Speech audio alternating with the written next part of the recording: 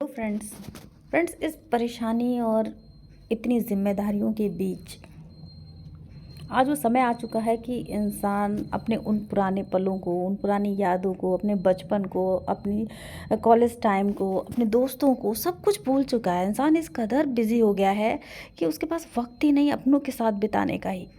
वो भूल चुका है कि उसकी वास्तविक खुशी है किस में। उस हंसना भूल गया है, मुस्कुराना भूल गया है। जो खुशी, जो पल उसने अपने बचपन में या कॉलेज टाइम में जिए थे, वो कहीं खो से गए हैं। पर कुछ लोग ऐसे होते हैं जो हमारी जहन में कहीं ना कहीं छुपे होते हैं, और जब वो अचानक से हमारे सामने आते हैं तो उनकी पूरी ज़िंदगी हमारे सामने एक कहानी के तरीके सामने आ जाती है। वो पल, वो चीज़ें हमारे सामने याद आने लग जाती हैं जो उनके साथ हमने बिताई, चाहे वो अच्छी हो चाहे वो बुरी हो। तो ऐसे ही एक कहानी साहिल की है।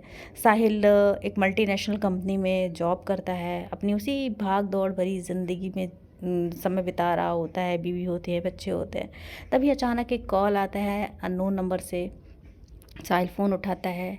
फ़ोन कॉन्फ्रेंसिंग में होता है, 2-3 लोग होते हैं उसमें, और एकदम से वो शॉक्ड हो जाता है कि यार, और उसके जो भाव होते हैं वो खुशी, एक्साइटमेंट से भरे हुए होते हैं कि यार ये वही उसके पुराने दोस्त, उसके बचपन से लेकर कॉलेज तक के दोस्त होते हैं जिनसे वो बात किए भी कई साल हो चुके होते हैं।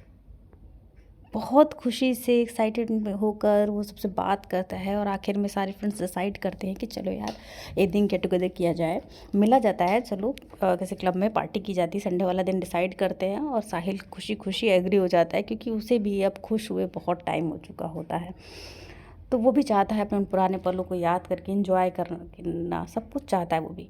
तो वो तुरंत एग्री होता है, और वो संडे वाला दिन आता है, खूब एक्साइटेड होकर, अच्छे से तैयार व्यार होकर वो वापस उस क्लब में पहुंचता है।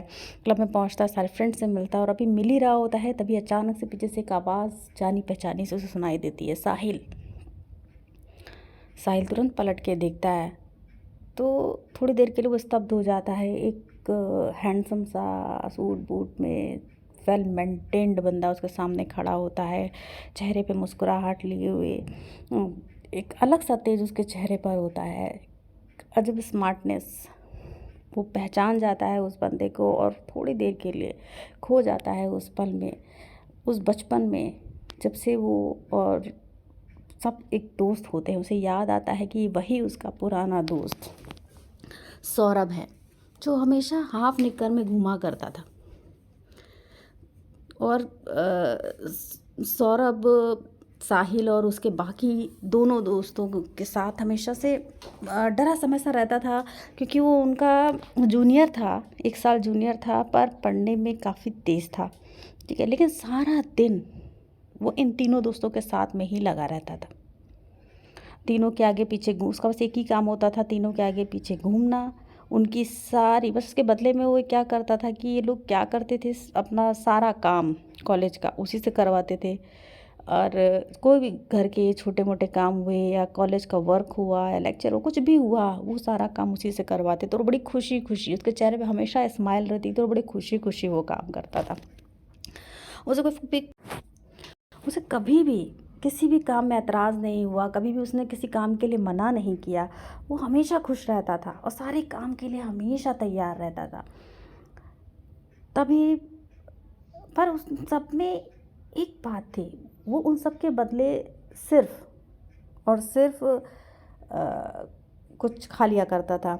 अक्सर वो हमेशा एक दुकान पर कचौड़ियाँ होती थी, वो हमेशा उन लोगों से वही इंसिस्ट करता था कि भैया मुझे प्लीज़ कचौड़ी खिला दो। तो वो अपना उसको हमेशा यही करते थे, काम करवाते थे और उसके बदले उसको कचौड़ियाँ खिला देते थे। तो बड़ी खुशी खुशी खाता था और उनके साथ मस्त रहता था वो।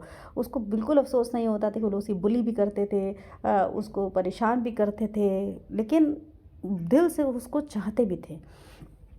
वो भी मस्त रहता था। पर उस ये लोगों के अंदर थोड़ी सी जेलसी इस बात को लेकर होती थी कि यार हमारी तरह स्मार्ट भी नहीं है, हाफ निक्कर में घुमा करता है, बट सारी लड़कियां इसी के पीछे रहती हैं, मोहल्ले की सारी भाभियां इसी के पीछे रहती हैं। आखिर क्यों?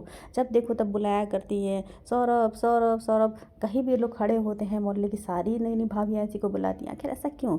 उन लोग के अंदर एक शक आया कि यार जब ये सारे भैया लोग चले जाते हैं, तभी ये भाभियाँ इसको क्यों बुलाती हैं।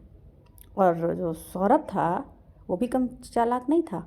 वो भी क्या करता था कि जब भी कोई उसे बुलाता था वो बहुत स्मार्टनेस से उसने अपना एक अलग शो कर रखा होता था कि यार मतलब सब मुझ पे फ़ैन है और सबको मैं चाहता हूँ, सबको मैं पसंद करता हूँ, इसलिए मैं किसी का दिल नहीं दुखाता। तो भाई ये लोग सब जेलस होते हैं कि यार हमारे रहते कि इसके पीछे कैसे सारे। तो एक दिन ये लोग प्लान करते हैं कि यार चलो देखा जाए कि आखिर ये सबके घर पे जाकर करता क्या है। एक वीडियो बनाई जाएगी और उसको परेशान किया जाएगा।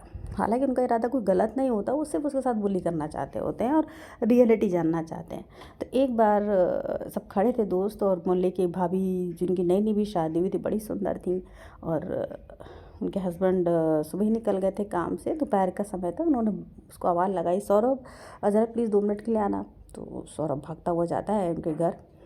तो अब इन लोगों के दिमाग में शैतानी गूंज जाती है कि यार अब तो इसको हम लोग वीडियो बनाई जाएगी इसके सारे अफेयर की, जो भी करता है, और उसके बाद इसको परेशान करेंगे हम सब। अब उसी घर से जुड़ा हुआ इनके दोस्त की घर भी होता है। ये लोग चला के उस घर पे जाते हैं और अपने दोस्त के यहाँ जाते हैं, और किसी तरीके बातों में बहलाकर जो साहिल होता है वो चुपचाप से उस छज्जे से दूसरे छज्जे पे क्रॉस करके उस घर के अंदर पहुंच जाता है। अब पहुंच तो गया, अब वहाँ पे 2 मंजिला मकान होता है, ऊपर पहुंचता है वो, और तभी जैसे ही वो सीढ़ियों तक पहुंचता है नीचे से आवाज़ आती है, सौरभ ज़रा जल्दी से बर्तन मांज देना, अभी यार कपड़े धोने के लिए पड़े हुए हैं, तुम्हारे भैया आएंगे, उनको आज पार्टी में जाना है और वो शर्ट पहनेंगे ज़रूर। तो बोलता हुआ सौरभ भागता हुआ बाहर आता है, जी दीदी अभी बस अभी कर दे रहा हूँ मैं, बस 2 मिनट का जो टाइम दीजिए। वो कह के जो उसकी निगाह एकदम से ऊपर की तरफ जाती है, छज्जों की तरफ, और इधर साहिल ऊपर से नीचे देख रहा होता है। दोनों की निगाह एक दूसरे से टकराती है और सौरभ जो होता है वो शर्म से पसीना पसीना हो जाता है। साहिल की खुशी भी होती है कि यार यहाँ तो मामला कुछ और ही है, हम तो कुछ और ही समझ रहे थे कि ये मज़े करता होगा, लेकिन यहाँ तो ये नौकर बन के रह रहा है, मतलब घर का काम कर रहा है, यार उसको परेशान करेंगे। लेकिन एक दोस्त था, वो लोग उसको प्यार भी करते थे। उनके दिमाग में यह है कि यार एक A1 ऑफिसर का बेटा घरों में काम कर रहा है। वो थोड़ा सा परेशान होकर खड़ा होता है, तभी सौरभ भागता वो ऊपर आता है, और तो साहिल उसका मज़े लेने लगता है कि यार बेटा हम लोगों को बताया करते थे कि हम मज़े करते हैं, हमारी गर्लफ्रेंड्स हैं, हमें खिलाती पिलाती हैं, हाँ हम लोग खूब सारी बातें करते हैं, मूवी देखते हैं, और यहाँ पर ये तुम झाड़ू पोछा लगा रहे हो, बर्तन मांज रहे हो बेटा, कपड़े धो रहे हो, चलो अभी सबको बताते हैं।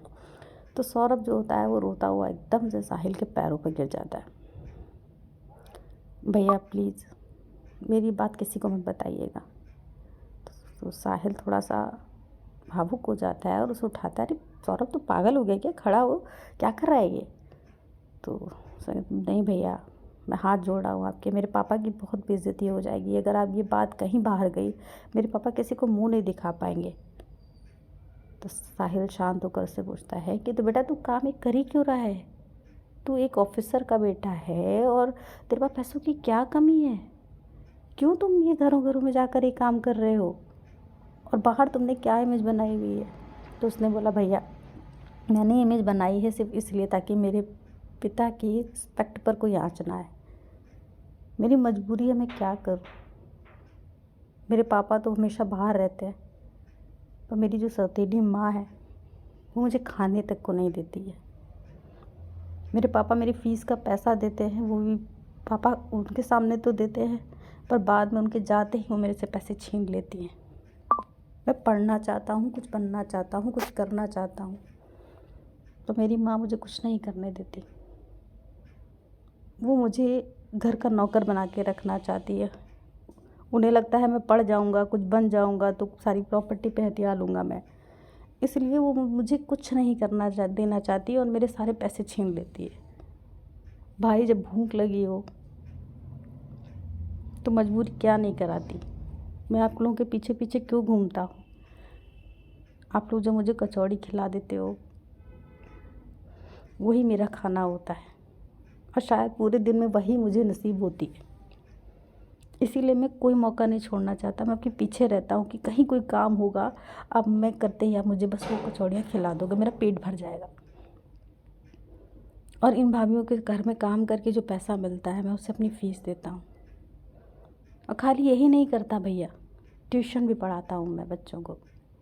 लेकिन ट्यूशन भी इतने नहीं पढ़ा पाता क्योंकि इससे भी मेरे पापा की रिस्पेक्ट पे आता है। तो चुपचाप से जितना हो सकता है मैं वो भी करता हूँ, तब तो कॉलेज की फ़ीस भरता हूँ। पापा से कुछ भी कहूँगा तो पापा के जाने के बाद माँ मुझे बहुत मारेगी। मेरा सर साहिल बोलता है कि एकदम घूमने सा लगता है। हमेशा चेहरे पर मुस्कान लिए कोई इंसान इतना दुखी होने के बाद कैसे रह सकता है। इस हंसते खेलते बच्चे को देखकर कभी लगा ही नहीं कि इसको कभी कोई दिक्कत भी हो सकती है, कोई इतनी मुसीबत में भी हो सकता है। अगर वो इन लोगों से कहता तो शायद वो लोग मदद कर देते, 1 दिन 2 दिन, हमेशा नहीं कर सकते थे। और शायद ये बात वो अच्छी तरह जानता था, इसलिए उसने कभी इन लोगों से कोई ऐसी मदद नहीं मांगी, बल्कि हमेशा कोशिश करी काम करके ही कुछ खाने के लिए मांगना। और ये उसकी बहुत अच्छी ईमानदारी थी जो साहिल को दिखाई दी। और साहिल ने उससे बोला कि सौरभ तुम बहुत आगे जाओगे और बहुत आगे जाओगे, ये हमें उम्मीद है, हमें विश्वास है। पर कुछ दिनों बाद सौरभ के पापा का ट्रांसफ़र हो जाता है और वो वहाँ से चले जाते हैं।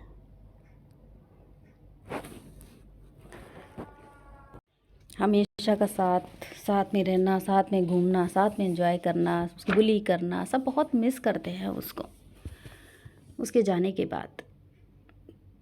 पर वक्त के साथ साथ पढ़ाई लिखाई ख़त्म करके सब अपनी अपनी फील्ड में चले जाते हैं, सबकी शादियां हो जाती हैं। और आज इतने टाइम बाद सौरभ सामने खड़ा था और वो भी इतना बदला हुआ रूप उसका, इतना स्मार्ट, इतना हैंडसम।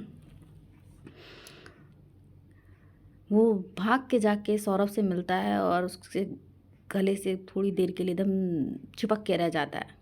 खुशी के मारे दोनों काफ़ी देर तक एक दूसरे के गले लगे रहते हैं। दोनों की आंखों में आंसू होते हैं। सौरभ उसके दोनों गालों पे अपने हाथ रखकर पूछता है, बेटा कैसा है तू? कहाँ चला गया था? तूने तो एक फ़ोन तक नहीं किया, कभी कभी जानने की कोशिश नहीं की कि तेरा भाई कैसा है। सौरभ की भी आंखों में आंसू आ गए थे और खुशी खुशी बोला, भाई तेरा जो भाई है वो आज IAS ऑफिसर बन चुका है। सौरभ साहिल की आंखें एकदम फटी की फटी रह जाती हैं कि क्या सच में मेरा ये छोटा बच्चा IAS ऑफिसर बन चुका है? हाँ भाई।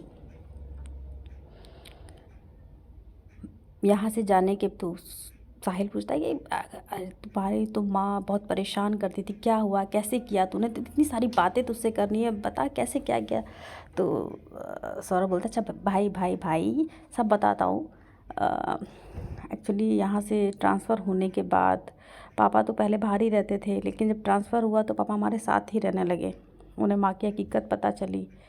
उन्होंने माँ को एक दिन बहुत ज़्यादा स्ट्रिक्टली वार्न्ड किया कि वो अब इसके बाद मेरे पे कोई भी अत्याचार नहीं करेंगी। फ़ीस का पैसा पापा खुद जाकर जमा करवाते थे। मेरे खाने पीने पे, मेरी पढ़ाई पे, मेरी हर एक चीज़ पे पापा खुद से ध्यान देने लगे। उन्होंने मम्मी से सारे राइट ले लिए और इसी का नतीजा मैं अच्छे से पढ़ पाया और भाई आज मैं IAS ऑफिसर हूँ।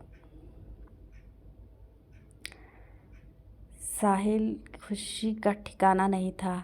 फिर वो सब लोग एक दूसरे से मिले, खूब सारा एंजॉय किया। तो दोस्तों ज़िंदगी ऐसी ही है। बहुत सारे लोग हमारी ज़िंदगी में ऐसे आते हैं जो बहुत खट्टी मीठी यादें हमारी ज़िंदगी में छोड़ के जाते हैं और वक्त के साथ साथ कहीं उनकी यादें धूमिल हो जाती हैं, पर वो कहीं ना कहीं हमारे लिए बहुत कीमती होते हैं। और ऐसे लोगों को से हमेशा मैं तो यही कहूँगी, नज़दीकी बनाए रखना चाहिए, कोशिश करते रहना चाहिए कि उनका साथ कभी ना छूटे। नहीं हमेशा याद करना, लेकिन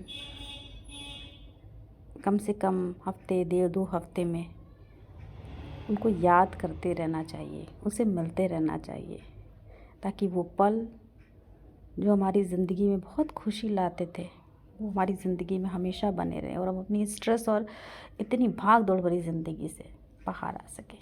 तो चलिए दोस्तों, हम फिर से एक नई कहानी के साथ मिलेंगे। तब तक के लिए बाय बाय।